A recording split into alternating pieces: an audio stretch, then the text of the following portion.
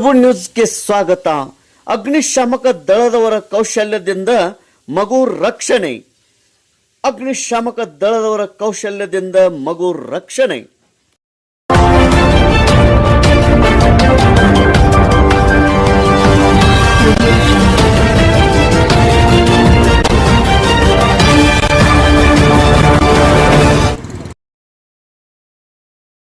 ಹೌದು, ಅಗ್ನಿಶಾಮಕ ದಳದವರ ಕಾರ್ಯ ನಿಜವಾಗಿ ಶ್ಲಾಘನೀಯವಾಗಿದೆ. ಸುನಾಮಿ ಬಂದಾಗ, ಮಹಾಪ್ರವಾಹ ಬಂದಾಗ, ಬೆಂಕಿ ಹತ್ತಿಕೊಂಡಾಗ, ಸಿಡಿಲು ಹೊಡೆದಾಗ, ಮಳೆಯಲ್ಲಿ ಸಿಲುಕಿದಾಗ ಅನೇಕ ಕಡೆ ಇವರ ಕಾರ್ಯವು ಮಾಡುತ್ತಾ ಬಂದಿದ್ದಾರೆ. ಜೀವ ರಕ್ಷಣೆ ಮಾಡುವುದು ಇವರ ಮುಖ್ಯ ಕರ್ತವ್ಯವಾಗಿದೆ.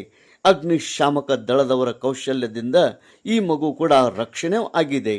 ಹೌದು, ಇದು ವಿಚಿತ್ರ ಎಂದರೆ ಅಲ್ಯೂಮಿನಿಯಂ ಪಾತ್ರೆಯಲ್ಲಿ ಸಿಲುಕಿಕೊಂಡ ಮಗು ಅಗ್ನಿಶಾಮಕ ದಳದವರ ಕೌಶಲ್ಯದಿಂದ ರಕ್ಷಣೆ.